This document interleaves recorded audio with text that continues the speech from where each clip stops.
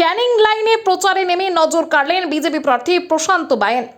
ক্যানিং পশ্চিম বিধানসভা কেন্দ্রে নির্বাচনী প্রচারে এবার এক ভিন্ন চিত্র দেখা গেল। ট্রেনের কামরাকেই মঞ্চ করে ভোট প্রচারে নামলেন বিজেপি প্রার্থী প্রশান্ত বায়েন। কয়েকদিন আগেই শিয়ালদা ক্যানিং লোকাল ট্রেনে প্রচার চালিয়ে চর্চায় এসেছিলেন তৃণমূল কংগ্রেসের প্রার্থী পরেশ রাম। সাধারণ মানুষের সঙ্গে সরাসরি যোগাযোগ গড়ে তুলতে তার এই উদ্যোগ বেশ সাড়া ফেলেছিল। এবার সেই পথেই হাঁটলেন বিজেপি প্রার্থী। সকাল থেকে ক্যানিং শিয়ালদা লোকাল ট্রেন চেপে একাধিক স্টেশনে ঘুরে প্রচার চালাতে দেখা যায় প্রশান্ত বায়েনকে।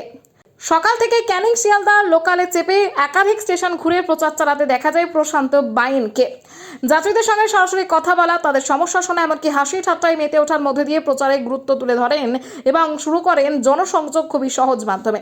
প্রচারের এই অভিনব কৌশল যে ভোটারদের কাছে পৌঁছানোর নতুন দিশা দেখাচ্ছে তা বলাই বাহুল্য। এখন দেখার বিষয় এই ট্রেন প্রচার ভোটের বাক্সে কতটা প্রভাব ফেলে।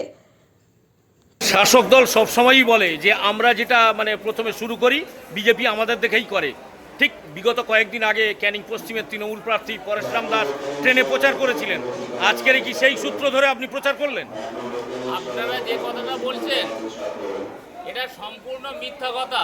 তার কারণ মমতা বন্দ্যোপাধ্যায় যেদিন 2011-তে ক্ষমতায় এসেছিলেন তিনি বলেছিলেন সততার প্রতীক, তিনি বলেছিলেন ডক্টর মমতা বন্দ্যোপাধ্যায়।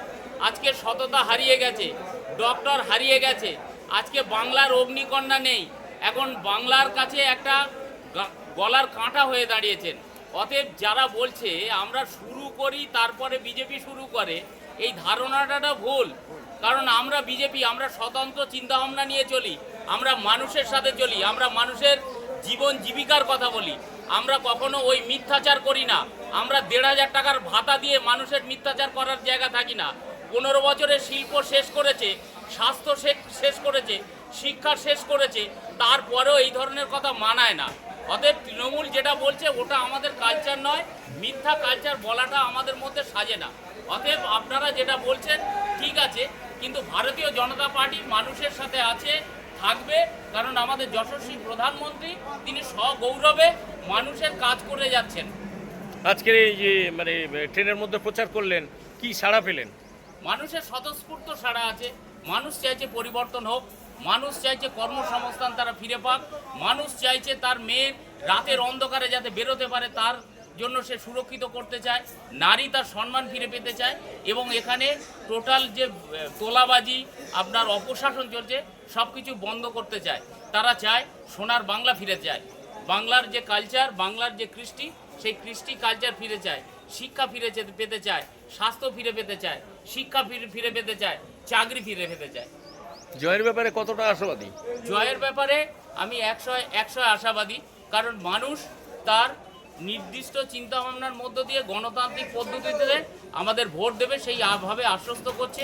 তাই আপনাদের কাছে আমি এটা বলতে পারি যে মানুষ আমাদের সাথে আছে, মানুষ আমাদেরকে জয়ের লক্ষ্যে এগিয়ে দেবে, এটাই আমরা বলতে পারি। আমরা যারা ভারতীয় জনতা পার্টি, আমরা আপামর জনসাধারণকে জানাতে চাই, বিগত দিনে আপনারা 35 বছর সিপিএম বাম জমানাকে সুযোগ দিয়েছেন, আপনারা 15টা বছর তৃণমূল সরকারকে সুযোগ দিয়েছেন। আপনারা কতটা ভালো আছেন আর কতটা ভালো নেই এই বিচার আপনারা করবেন। আগামী দিনে 5টা বছর এই 2026 সনে আপনারা ভারতীয় জনতা পার্টিকে আমাদের সাথে রাখুন, আপনাদের সাথে রাখুন। আপনারা আগামী দিনে ভালো থাকবেন, সুস্থ থাকবেন। আমি ভারতীয় জনতা পার্টির ক্যানিং পশ্চিম বিধানসভার প্রার্থী হিসাবে আপনাদের কাছে করজোড়ে নিবেদন জানাচ্ছি।